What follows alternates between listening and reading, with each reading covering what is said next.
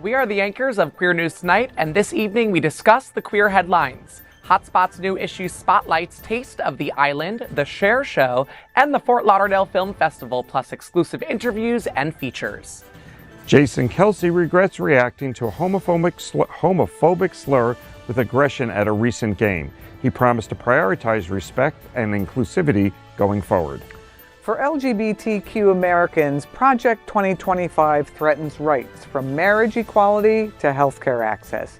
This highlights urgent calls for democratic protection against restrictive GOP policies. GLAAD's alert documents 1,109 anti-LGBTQ incidents nationwide, including bomb threats, vandalism, and assaults. This stresses an urgent need for unified resistance against hate. South Florida's trans community gathers on November 14th to discuss rights, resilience, and equity at the event hosted by Trans Inclusive Group. Good evening. Welcome to Queer News Tonight. This is the world's first and only LGBTQ daily evening television news, broadcasting live and available on demand on your favorite streaming channels.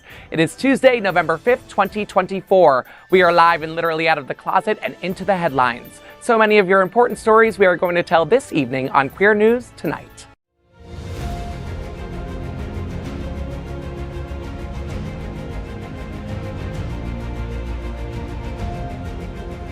This is the world's first live daily LGBTQ evening news show, literally out of the closet and into the headlines on Queer News Tonight.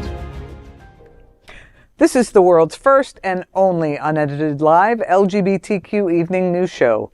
What happens unique in LGBTQ news? You'll see it and hear it. HOTspots Magazine Happening Out Television Network is a nonprofit 501c3 media company in the same model of PBS and NPR, but designed for the LGBTQ community. Our mission is to support the 11 pillars of our LGBTQ community. We want to inform and educate the key issues of lesbian, trans, Latino, Black, healthcare, seniors, students, faith, social justice, business, and queer culture. Help us support our community. We are part of one of the largest LGBTQ nonprofit media companies in America, HOTspots Magazine and Happening Out Television Network. In 2025, our magazine is celebrating 40 years of the LGBTQ experience, and our television news, talk, and entertainment shows support our mission to educate the LGBTQ and broader community.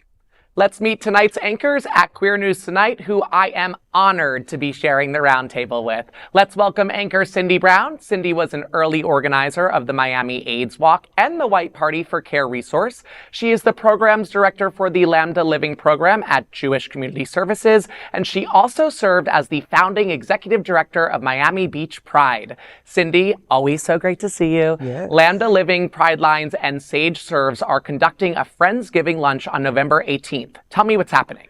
Yes, well, every year we host a Friendsgiving lunch because we have our family. Yes. And it's an opportunity for us to celebrate gratitude with our friends and our family on Thanksgiving if we do so. It is on Monday, November 18th. It's at Pride Lines location on Northwest 7th Avenue. And we hope you join us. You have to register. So to find out more about registering, Google Lambda Living online, and you'll get to our calendar, and there will be an opportunity for you to RSVP for the event there. And we hope to see you. And if you're coming from Miami and you're within 24.9 miles of Pride Lines, we have some free Uber vouchers, so transportation won't be an issue. So That's amazing. I can't think of a reason why not to go. Some Exactly. Uber, I mean, go. And they can find more information at, if you Google Lambda Living online. So you heard it here first. Lambda Living online. Go right now. Will there be turkey? Just need to know. Yes, there will. And it is, Lambda Living is a program for older adults, so 55 and older. You heard it. So you need a blender to put the turkey in first? You have to make it a puree? Is that what we're saying? I don't know. You know what? It's so funny that cracker. we're talking about food and all of this because I'm actually going to introduce you now, Glenn. Let's right. welcome Absolutely. Glen Weinzimer. He owns Bona Italian Restaurant, Delicious, in Wilton Manors. Glenn is the founder of the Smart Ride, which raised over $16 million for the HIV/AIDS community. He is passionate about getting out the LGBTQ vote in the critical election year. Today, right now. Glenn, the Smart Ride Reunion Cruise is on November 9th. It is an 8-day Caribbean cruise with happening out.travel. Tell me what's happening. We're excited about it because, as most people know, last year was our last Smart Ride in its format of riding from Miami to Key West every year. And a lot of the folks that I've got to meet over the last 20 years I've become close friends, and I won't get to see them. So we decided, what better way than to go ahead and put together a reunion cruise, bring the gang back together. They're going to get to bike ride at each one of the ports of call. The ship is allowing bicycles on board with no charge. They'll put them out at each stop. They'll have local guides that will take them around whatever island. Like when we're in Puerto Rico, they'll go into Old San Juan, and then those of us who are not getting on their bike, there'll be transportation to those sites to catch up with the bikers when they get there. But private local tour guides, basically. Private local, yeah. That the ship is arranging and That hopping. sounds so much fun. And it started at less than $500 to be on the trip. Oh, wow. And it's the MSC. It's one of the new ships. It's only 2 years old. It leaves this weekend? It leaves this weekend, the 9th. Wow. Yeah. Are you going?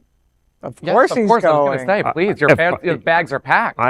They called me and said, you didn't register. And I said, I thought I was going for free. And they're like, no, you got to pay for it. And I was like, all right, then you better book me. So I convinced a friend, and he's coming with. And so we're going to have a blast. That's Yes, it's going to be a good group of people. See the coverage. Yeah. Take pictures. We'll take pictures. Al will be there. So there'll be lots of pictures. Oh, there'll be everything. Of course. Yes. Yeah. Al and Rich are coming. Fabulous. Jealous. So, yeah. Okay. And of course, this is tonight's lead anchor, Eric Restivo, to my right. Eric is well known for DJing at some of the largest clubs in West Hollywood and has had residences in LA, P-Town, New York City, and now Wilton Manors. He is the television host of The W Boys, focusing on LGBTQ love for entertainment, broadcast on Fridays and then on demand. Welcome, Eric. Oh, gosh, thank you so much. It's so good to have you with us. We are the reporters for Queer News Tonight, and this evening we begin with the queer headlines. The LGBTQ community in South Florida and across America is diverse. Our community across the world is vast, and here are the bullet points of the Queer News for Tuesday, November 5th, 2024. First, let's queer up HOTspots magazine. HOTspots magazine's new issue will be on stands November 7th. It is a special restaurant issue. HOTspots will be celebrating 40 years soon. Wowza. And it will also release a new issue Thursday. The magazine is part of HOTspots Happening Out, the largest nonprofit LGBTQ media group in America. This new HOTspots issue is a special restaurant edition with features such as Taste of the Island, including all of the restaurants participating in the event. All the details of more than 40 different restaurants and beverage companies participating in this new sellout event on Wilton Drive. If you are an art and culture lover, you cannot miss the feature on the Art of Drag fundraiser that is happening on November 17th at Aquaplex, formerly Lips. If you wish to set the holiday mood right by watching beautiful international films, then you must read a dedicated feature on the Fort Lauderdale International Film Festival that is taking place from November 8th through 17th. Talking about the holiday spirit, Mike Ruiz's Mutts and Muscles 2025 calendar is out, and by the looks of it, I need to grab one. And the magazine has covered everything you want to know about the sexy calendar. But wait! There's more. That is not all. Tony Award-winning The Cher Show is coming to South Florida soon. It will be making not one, but 2 stops. To find out more about the show and the behind-the-scenes fun moments, you must read the interview of Tyler Perrung, who plays multiple roles in the musical. The magazine also has a feature on the gay doctor everyone is talking about, Chris Azzopardi, who has written a beautiful feature on an out actor, Zachary Quinto, who plays Dr. Oliver Wolf in the new NBC series Brilliant Minds. Next, we have to address the recent news that concerns the South Florida queer community. Yes, we are talking about the resignation of Mike Martorell as the president of Pride Fort Lauderdale. Scott Holland interviewed Martorell after the resignation to understand what happened. You must read it. And of course, you can always read popular features like Hot Bodies by Leo Harley, Hot Eats by Maria Espinal, and What's Hot and Out by Scott Holland. Grab your free copy of HOTspots magazine on Thursday, November 7th, or you might just miss all of the fun. And anytime I get to report on another issue of HOTspots, I always start out by saying it's your one-stop shop for everything in South Florida and Wilton Manors. Those of us who get overstimulated by picking where to go for dinner, thank you, Maria Espinal. And I'm really looking forward to reading the interview between Mike and Scott. I think that's what we're all kind of when looking to dive into. When I was beginning the Miami Beach Pride, Mike was one of the people I reached out to and met with, and I'm very interested to read that. I might just have to give him a call. And and because I am someone who sort of am looking from the outside in, I'm still new to South Florida, just about 2 years now. What has really been the downfall of it? Because that's what people say. It's been Glenn can speak to that. Yeah. It kind of depends on who you are and where you're looking at it from. Okay. Mike he didn't start it, but Mike's been in charge for quite some time, and he's put a lot of his personal fortune into keeping the event afloat and making up shortfalls for people that they may have hired that were the wrong people for the position and didn't allow for them to have the sponsorship and everything that they needed. So I feel for Mike because I know I got to talk to him briefly, and I know how passionate he is about this event and what it means to him personally. So, I like Cindy, you can't wait to read what he actually had to say to Scott. Right. Because I'd be really curious to see what prompted him after reorganizing and getting a new board to step away at this point. I don't know if he feels it's better for the organization and his credibility, if his name is no longer associated. But, part of me who does events knows how hard that can be and how cruel at times our community can be. And so, I hope if he's doing this, it's a good mental thing for him to not feel like he's under attack and he can step away and I can see that because as someone who, the Miami Beach Pride, there was nothing. So he helped me kind of build what Miami Beach now has today. And when I go to Pride now, I'm incredibly proud of what it's become. Yeah. But the first couple of years after I left, it was kind of hard. And, Mike has poured his heart and soul into it year after year. And he deserves a break. He's done wonderful things. And, he deserves to be honored for what he has done for this community for so long. And I hope he does. I think that's really important. That as well. I think next year, hopefully, will be his year for a lot of organizations to recognize and reflect on what he's given us as a community and what the number of people he's drawn in to our community, what it's meant for us financially from a tourist standpoint. That's right. And absolutely. there's so many elements to what the event creates and does that, I think sometimes we get lost in that dismissal. Right. Well, and that's what I want to just kind of hone in on, because the negativity online and the comments, I mean, I haven't seen any of it. It's not great. There's harrowing things that are being said about Mike, and this is. But they're coming from the same group. You're absolutely right. There's a same group that attacks everything that doesn't go just attacks. Right. That's what it is. And that doesn't build up their credibility, and it doesn't do anything doesn't do anything to benefit the person that they're criticizing without knowing their full story. That's right. And my point is that as someone who didn't know the full story, I will always honor the groundwork that has been laid up to this moment. You have to honor what someone has done. And the reality is, if it wasn't for Mike, the organization would have folded years ago. Right. Yeah. Years ago. So he kept it alive, and hopefully it'll grow from here, and hopefully the reorganization that he put into place will take off and run with it. And the naysayers that may be wanting to do the job and him be gone, maybe they'll go by quietly because no one will be interested in what they have to say. Nobody knows the magnitude of what he has done, so I wish him the best of luck. Absolutely. All right. Next, let's queer up gay culture. Jason Kelce makes us ask, who's the faggot now? In homophobic slur attack. Jason Kelce, former Philadelphia Eagles star and now ESPN analyst, found himself in a viral moment this past weekend at the Penn State versus Ohio State game. While holding a case of beer and walking through a crowd, Kelce was taunted with homophobic slurs targeting his brother Travis, who currently is dating Taylor Swift. One heckler yelled, quote, "Hey, Kelce, how does it feel that your brother's a faggot?" End quote.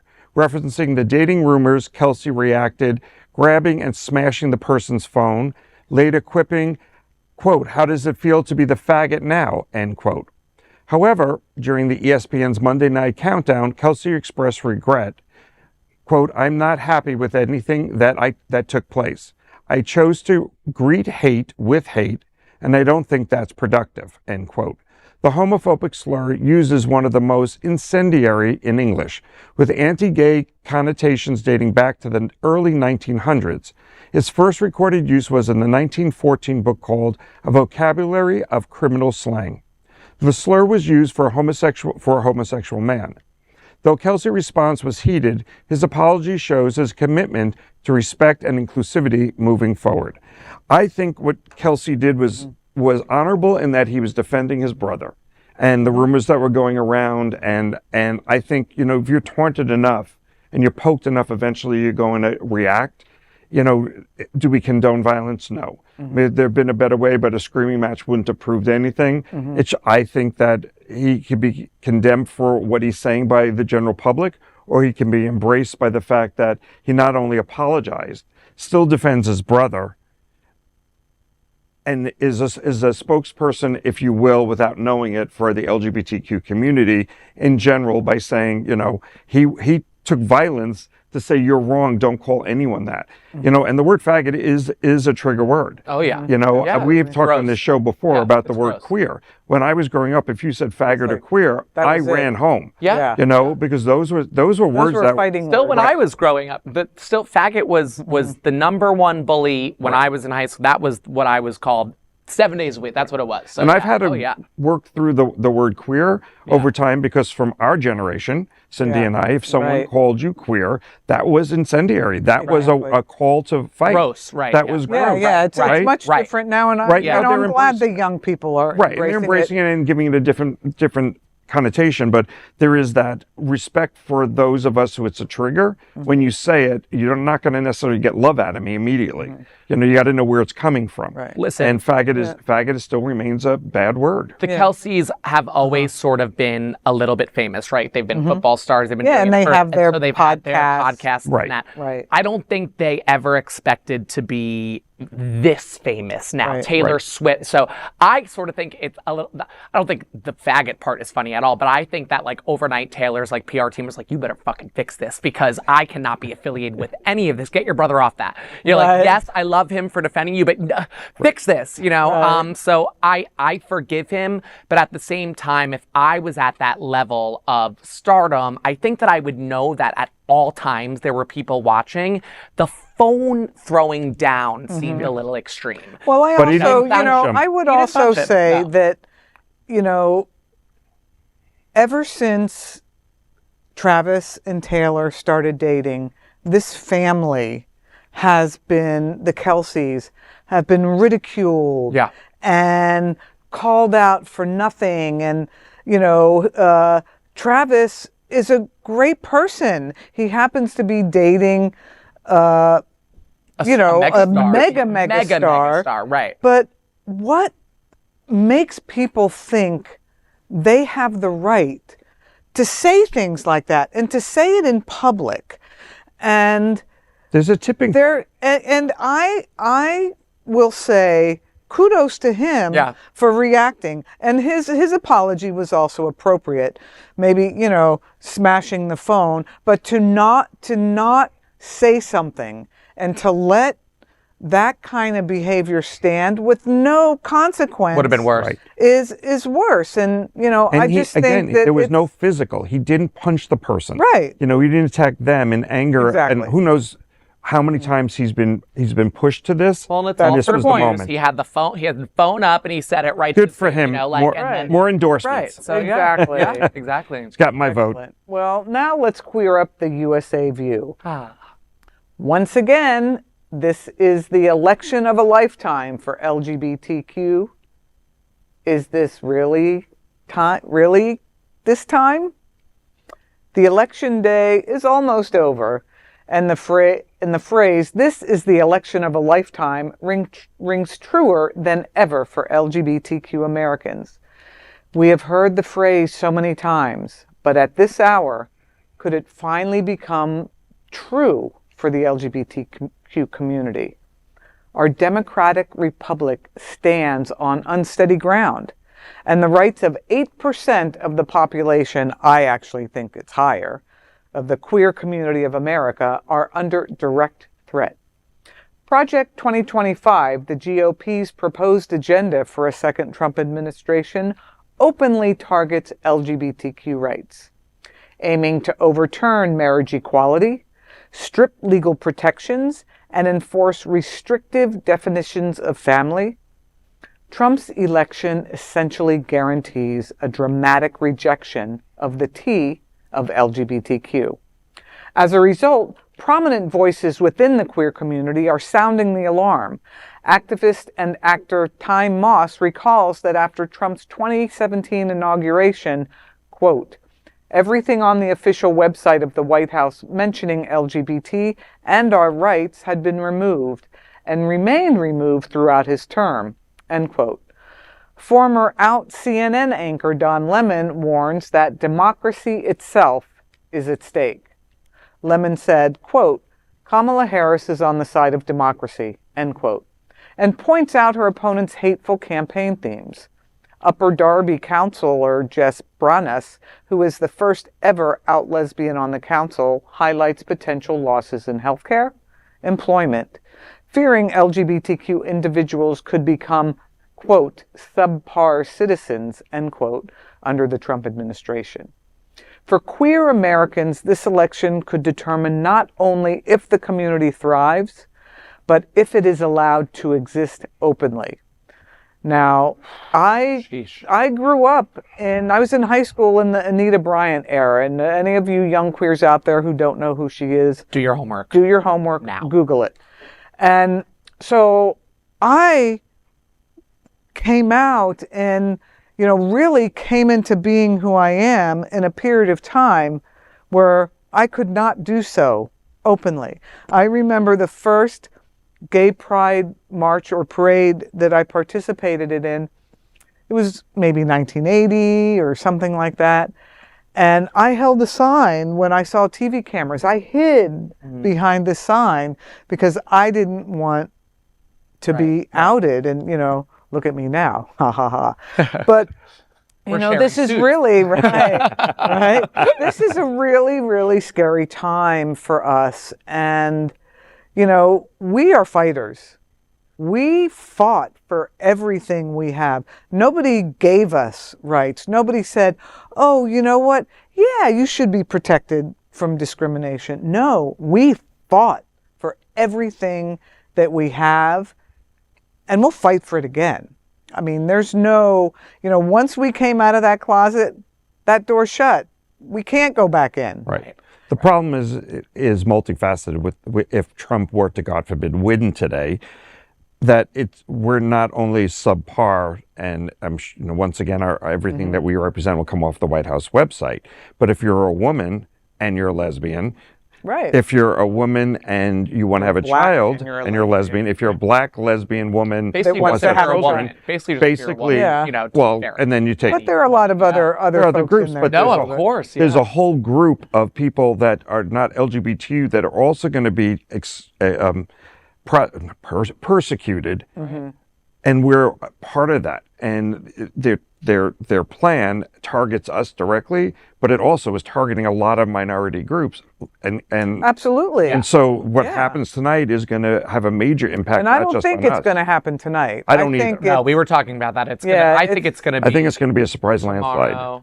Well, we won't know tonight, yeah. Well, if it's a surprise landslide, we might know tonight. Yeah. But, the reality is that there are a lot of groups that will be hurt by this. Project 2025 talks about the elimination of the Department of Education. It talks about the elimination of FEMA and privatization of some agencies that are government agencies. And once you privatize things, CDC. it becomes about money. Exactly. You can't privatize the CDC because then they're beholden to, money. Right. I mean, I just think that Project 2025 is scary. Actually, Scary. very scary. Every scary. Tuesday morning at the Pride Center, there's coffee and conversation. Yeah. How's the coffee? It's delicious. Okay. And Robert Boo, every Tuesday morning, he carries out this big binder. It's the entire Project 2025. And every Tuesday morning, he has some, tabs. He flips it over and he reads a section of Project 2025. Mm-hmm. And Are there sharp knives in the room? Because after a few weeks What time of does that, this take place every Tuesday? every Tuesday morning at the Pride Center at Equality Park in Wilton Manors, from 10 to 12 is coffee and conversation. That's a great It's a thing to know. wonderful thing. Yeah. It's for seniors. Okay. And they get over 100 people. Before COVID, sometimes it's close to 200 people, and it's a wonderful opportunity. But Project 2025 scares the heck out of everyone that's in that room. Oh yeah. It scares me to the point of I want to go to the courthouse and get married. Because me and my husband have been engaged. COVID canceled our ceremony, so we never did it. So I've been toying with the idea of just going, so we have it.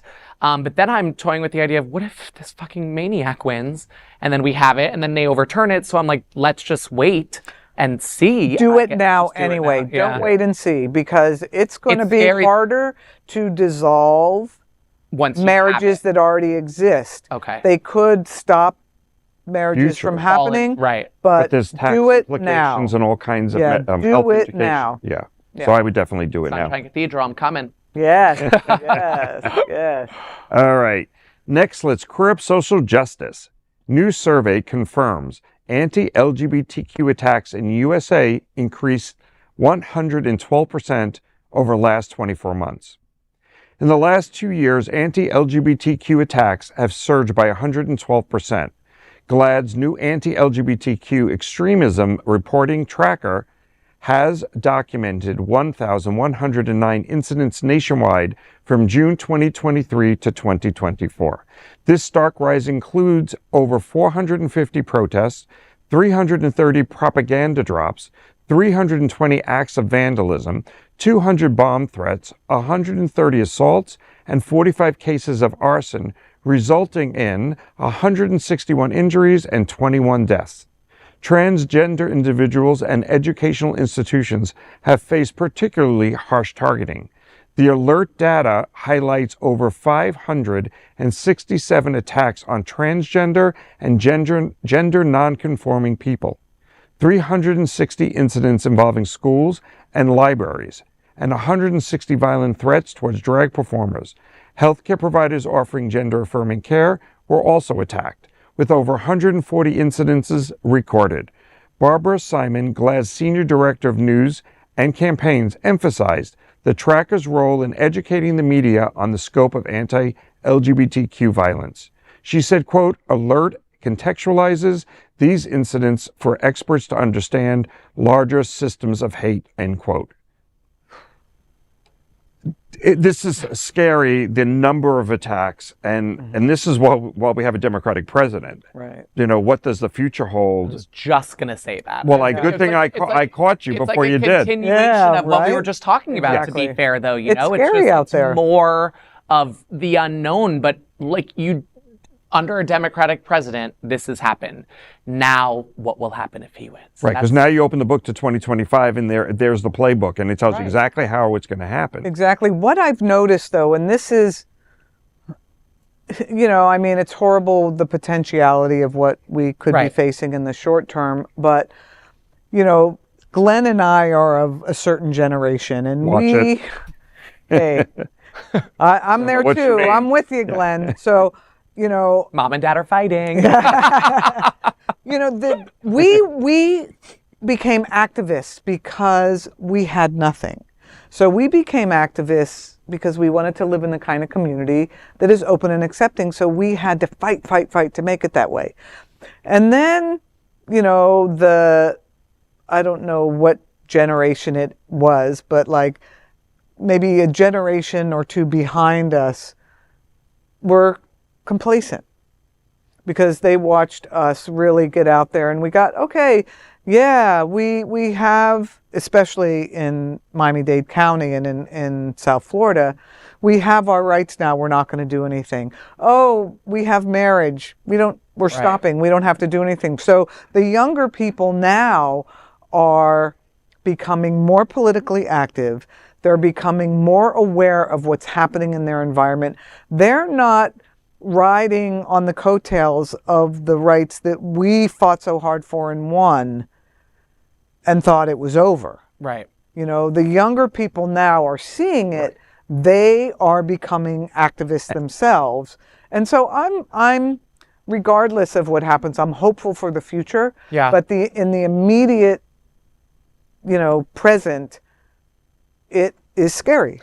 And I think that a lot of youth, they grew up from 9/11, Right. COVID, Right. gun shootings across Sandy the country, Hook and Sandy Hook. Right. And so their lives have been normalized by this type of thing. Right. But they've also been normalized that the LGBTQ community has been out there and relatively, and by no means do I mean not attacked, but we had a pretty couple of years of wins, marriage equality, all that kind of stuff. A lot of it, you go back to HIV and AIDS, which I think helped move us forward quicker because when two loved ones couldn't go visit each other in the hospital, that moved forward the ability or the need to get married or the need to be recognized in civil unions where you could go visit your partner and your parents can't override, you've been living with someone for 10 years. Right. So I think that the younger generation now is seeing all these things that they have, and I'm hopeful, especially in communities like ours here in South Florida where it's pretty damn liberal and great for the most part. There's still a lot of violence and attacks. Yes, but that the reason that they're standing up now and getting politically motivated is because they have something to lose. Right. The two generations before them didn't have to fight for things because nothing was, quote unquote, under attack like it is now. Right. We were always fighting to improve, get more rights approved, but we weren't hitting a wall, when Clinton went and don't say gay. It was don't ask, don't tell. Don't ask, don't tell. Right. I mean, that was a big thing. Was it the right thing at the right time? At that point, it was pretty progressive and pretty groundbreaking that at least something was being done. And he regrets actually doing that. He does. Yeah, but there was a many, many conversation. times, right? And the conversation for people that don't know us is based on fear. Right. When you live in these little farm towns, you only know people that are like you. Well, and you move away if you're not like them. And when Right. you're on those small farms in those small towns, Tell me more. Were you driving a tractor? No, but I mean, did you have I hate social media. Hate it. But to too. this point, these kids are on their phones and they're learning from social media. And these are the same kids who are becoming activists and seeing all the problems. So for that, I do thank social media because as much of a curse as I think it is, I think it's been a blessing to LGBTQ youth. Yeah. So. And we've had some real tragedies like Matthew Shepard. Oh, yeah. That's right. That is also rings a bell for people to go, wait a minute, and maybe a lot of people moved away from some of these small towns because of that kind of attack that they needed to go to the big city. Got to go to the big city and be safer. So I don't know. All right, next let's clear up trans rights. Remembering TDOR with the State of the Transgender Community Town Hall on November 14th. November is a month of remembrance, advocacy, and celebration for South Florida's trans community. This month will bring together activists, allies, and community leaders for a remarkable and powerful event supporting trans people on the occasion of the upcoming Trans Day of Remembrance, or TDOR.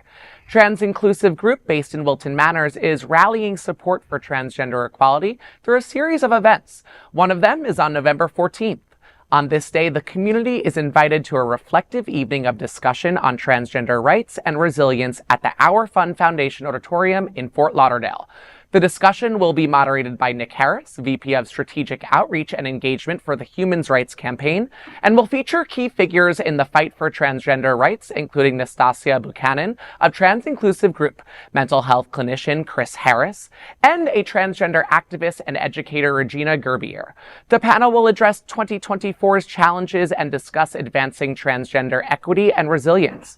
Transgender Day of Remembrance, TDOR, in 2024 gains added significance amid heightened anti-LGBTQ legislation, which has disproportionately affected transgender communities on various fronts, like healthcare, education, and public safety. You must become a part of the event to support the T of the LGBTQ community. HOTspots Happening Out has made a major commitment to the trans-inclusive group to support TDOR as one of our 11 pillars of our mission. You can find more information about this event and the entire TDOR program on transinclusivegroup.org. Listen, Trans-Inclusive Group does wonders for the trans community. They just do wonders for the whole entire Wilton Manors community. So I would just say, anyone watching, get involved in this. Go to transinclusivegroup.org. As someone not trans whatsoever, there is so much that I can learn, and I want to be able to give as much love to my trans community as they give to me. So do your homework, learn more, and love more. Seriously. And I think the trans community is more than just acceptance. There's so many other things that happen. It's about work inequality and not being able to get a job because if you're not rich enough to pull it off completely, you don't always get a job right away. Exactly. If you are from an but from a health standpoint, same issues. They can't live in Wilton Manors because they can't afford it. So they go out west past Pembroke Pines where they don't have any services, and they're basically become reclusive. And I remember being at it was a SunServe event that was sponsored, I think, by Pfizer at the time. And it was a conversation where they had a bunch of trans women in the room, and we actually did it at our restaurant, and I got to sit in on it, and it was fascinating because there were things I'd never thought of. And I looked at it and going, this is an eye-opener, because we just assume they live in our neighborhood and they can get the services they want from SunServe and these other organizations, but they can't. It's not that easy. They can't afford transportation to get into town. They don't want to be seen in public because they don't have the ability to get the hair growth or the wigs or the correct hormones. And it is a challenge, and we continue to see, mental health issues in the trans community and sex work and things that make it more difficult for people to survive. And the whole job issue is a very serious issue, and we need to take responsibility and educate ourselves and do what we can do to make their paths easier, because what they're experiencing is by far, I think, the hardest. And we talked about the groundwork, and Black trans women were the first ones to throw the stones. So yes, we absolutely. really need to and that whole story is whitewashed. And it's And it's kind of a mixed bag right now because our older trans community came out much later as trans because they had to be normalized, if you will, to fit into society. So they played two roles. Maybe on the weekends they got dressed or whatever, but it was they can't pass as easy. So we assumed drag queens for a while. At least for me, drag queens and trans were the same thing because we didn't see people that I know now that are trans, but they were always identified as a drag queen because I always saw them in drag at shows, and they didn't say I'm trans. They would say, they would be performing for all of us, and it's kind of looking back on it, it was kind of cruel because we treated it as more of a joke because everyone was dressed up. You just assumed it was all the same. It was all and they weren't. And now you've got a younger generation, to their credit and thanks to education and better awareness and stuff, we see so many more younger people able to be identified while they're young. And if they have the right family stuff, that go through the process early, get integrated while they're still in elementary school, and then can live a healthier, normal life. But we're under attack right now, and we know better than probably most other states, because we have such a strong LGBTQ population here, that we have a bigger community Where if you're elsewhere in the country You don't and have- you're trans, you have absolutely not. no No, support. you have- And there are Right. also a lot of trans people who don't want to be involved in the LGBTQ community. They want to, be trans and live their quiet little Right. heterosexual That's exactly life that in the fantasy. suburbs. Yes, that- and, yes, of course. and they also need our support. Absolutely. Have you seen the show Heartstopper? No. Okay, you need Should, to see it yeah. because right now one of the characters, and I think it's season 3 or Yeah. something. I did not know that she was a trans, she is Trans woman, trans yeah. woman, and she's dating one of the other characters on the show, and he has known all along. But I don't know if I just missed it on an episode. But we're in season 3, and now she's being questioned about it in public because she's also an artist, and it just brings it right to the forefront. It's an English-British Yeah, I've seen show. it. I've seen I'll it have a to few check it times. out. It's Yeah, really you should. wonderful. You should. Yeah, but it's pertinent to this conversation. Yes. And opening Excellent. minds. Next, we are proud of our special partnership with Sunshine Cathedral, the world's largest queer church here in Fort Lauderdale. Supporting that partnership, we're broadcasting from our permanent set here at Sunshine Cathedral at the Happening Out television studios. We broadcast Sunshine Cathedral's Sunday International Service at 10:30.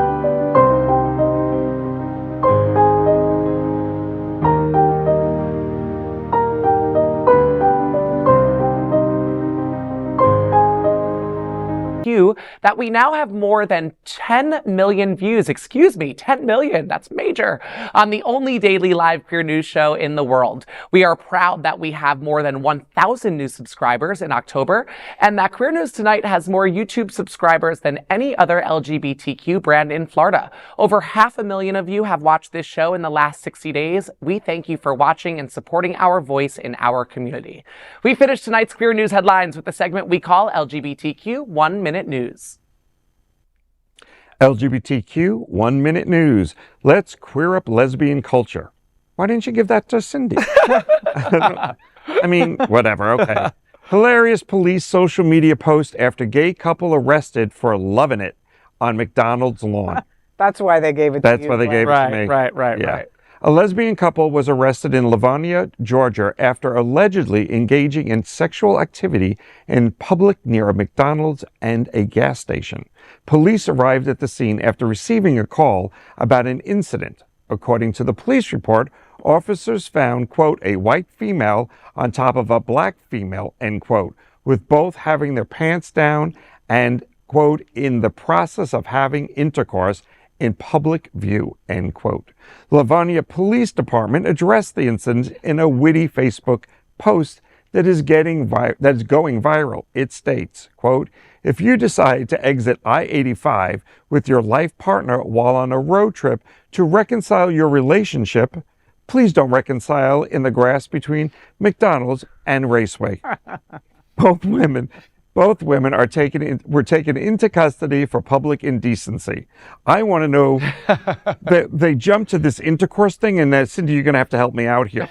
But like, who was on top, and was there a strap-on involved? Well, there's no details such as that, but I just... The one time they're not wearing a police camera. Now lesbians are having public sex. It's usually the men that are having... Oh, you were having it, you just didn't get caught. You know, I just want to add that I tried the chicken Big Mac and it's really good. Like the limited edition chicken Big Mac at McDonald's, I didn't expect it to be good. It was great. That wasn't what was That's what I was thinking about with the lesbian PDAs. Now let's and you said queer chicken, up, so I was thinking a whole nother thing. Right. let's queer up a different lesbian culture. Different lesbians. But not so different. No, right. Probably not as funny as mine. Maybe it is as funny. All right, as yours. we'll see soon. See. LGBTQ 1 Minute News. Let's queer up lesbian culture. Rachel Maddow joke, "Don't sleep on men," brings MSNBC to hilarious stop. Rachel Maddow couldn't pass up the chance to throw in a joke about her sexuality during a Sunday MSNBC panel. The discussion was about a new poll from Iowa top pollster J. Ann Seltzer, showing Kamala Harris with a slight lead over Trump, thanks to unexpectedly low support from young men for the GOP. Co-anchor Nicole Wallace noted that the poll essentially said, "Don't sleep on men." And Maddow responded, quote, "I've been saying that my whole life." It tells them what they're going to do in the Midwest. I think a lot of pollsters are looking at it. The Tom Bonyers of the world are going, I'd feel good about the Midwest after I saw this. Well, and she also said, "Don't sleep on men." And I've been saying this, and Yes. I've been saying that my whole life. That's fine, everybody. That's the very question. That's not the day. No one's topping that. We're done. I mean, I'm done. That was a real laugh. Love it. That was a real laugh. I love it. That was that was hilarious. brilliant. It was pretty funny. Yeah. You know, All right, you Rachel win. Maddow doesn't really talk about her sexuality, but that was a zinger, and yeah, It's all that about was timing. funny. Yeah, I felt all like she about had the that timing She's down. got that comedic That beats timing. having sex between a Raceway and a McDonald's. Oh, definitely. It does. I would buy tickets to Rachel Maddow's stand-up Yes, tour. I but really not would. to that. Not to the Raceway McDonald's. No, there'd have to be a drive-through, and I'd have to go through quickly in that one. Exactly. LGBTQ 1 Minute News. Let's queer up entertainment. Gladiator's Pedro Pascal says he'd enjoy getting beat by Paul Mescal in wrestling. The queer teasing continues on the upcoming Gladiator, and we love it. Hollywood heartthrobs Paul Mescal and Pedro Pascal have made us all fall in love with wrestling during promotions for Gladiator 2. In a viral clip, Emperor Joseph Quinn asks Mescal and Pascal who would win if they wrestle with each other. Mescal declares confidently, "I'm going to win that one." And then the ever-charming daddy Pascal says, "But I'm going to enjoy it." Gays are going crazy over this clip, and they are surely watching closely if this playful match ever happens. We're going to play a game of Mescal versus Pascal battle edition. Who is more likely to win a dance battle? I think it's you. Okay. Even though I'm dancing in New York. It's really unnerving the way he just stares at you. To win a rap battle. To win a rap battle. I'm not good at rap. Karaoke battle. You know you would win a karaoke I battle. would win a karaoke. I hate karaoke! How about cooking battle? I can burn toast. Then I think I could do it. I can make good salmon and I can make good steak. And what about spelling bee battle? How do you spell Mescal? Mescal. Yes, Win P-A-S-C-A-L. a wrestling battle. I'm going to win that. But I'm going to enjoy it. Thanks for playing. If you want to see who wins in the arena, make sure you get tickets to Gladiator 2 in theatres everywhere. Listen, I'm here for it. I didn't really feel it was queer baiting. I just thought it was them being... Well, we have a new dish out, at a Boner Italian restaurant called the Pesto Pascal. Over pasta. Oh, yeah. As of tonight, we do. No one in the kitchen knows it, but yeah. But it's Well, it's delicious. you know, it's really good that we're having this moment of humor because we need to be laughing a lot. Yeah, we haven't to laughed overcome too the much today. anxiety. Yeah, it's true. But no, they don't know yet at the kitchen. Pesto I just made it up. Yeah. Pesto Pascal. Incredible. That's great naming of whatever. Yes, it was great. That must be the owner of the restaurant. It huh? must I know. be. We must know the owner. I think that's what LGBTQ 1 Minute News. Let's queer up trans rights. Joe Locke secretly planted a Trans Lives Matter flag in Agatha all along. Marvel's Agatha All Along continues to charm LGBTQ fans with a notable moment involving a trans pride flag appearing in the penultimate episode. Viewers caught a glimpse of the iconic blue, pink, and white flag saying "Trans Lives Matter" in Wiccan's bedroom. Joe Locke, who played the role of Wiccan, shared the story behind it during an interview with The Wrap. He said, quote, "Billy's room initially had posters for movies that he didn't think the character would watch. So we replaced one of them with the Trans Lives Matter flag," end quote. Marvel fans are applauding this gesture of representation. I am also applauding this gesture of representation, and I think the more we normalize things, and and there's a lot of opportunities in media for that, and I'm glad it's happening. And this goes back to what you said earlier. If the younger generation is normalizing things that we would not have normalized before, and now that the media is doing it and these shows are doing it, it just becomes part of culture. It's part of. It's not this mystery flag I've never seen. It's right there on a major show that's being watched by millions. And that's why when they become under attack, all these people that watch these shows who've fallen in love with these characters are like, wait a minute. They will defend. They've incorporated LGBTQ plus into Easter eggs. That's what they call these, right? The little Easter eggs. I am happy to see that, and I agree it'll just normalize more that we. Because I remember like when my niece and nephew were just babies, and now one's going to be 30 this year. They when they came to visit the house at that time, my partner and I remember Aiden, he was probably I don't know when kids start to talk, let's say 3. He walked around the house and went, Uncle Glenn's room, Uncle Mark's room, Uncle Glenn and Uncle Mark's room. And it was normalized from that point. It was never a conversation that ever had to be had. And that's kind of what this flag does to me. It does the same thing. It normalizes, it. There it is. So why would you attack it? That's just a segment of our society. I have had the best time at the round table with these two, but unfortunately that is today's news for the LGBTQ community on the world's first and only daily LGBTQ evening news show. If our community is important to you, share this news with your friends and family. Join the conversation on your favorite streaming platform. Queer News Tonight is the only live LGBTQ digital television show in the world that is out of the closet and into the headlines. We need your support. If our community is to grow, we must tell our stories and bring them to the attention of the broader world. This is the only place in the world that tells these types of LGBTQ stories in motion and sound. That is the passion of HOTspots magazine, Happening Out Television Network, and Queer News Tonight. I'm your anchor, Eric Restivo, and on behalf of the Queer News Tonight anchors, Miss Cindy Brown and Glen Weinzimer, we will see you daily at 8 p.m. We wish you a good night.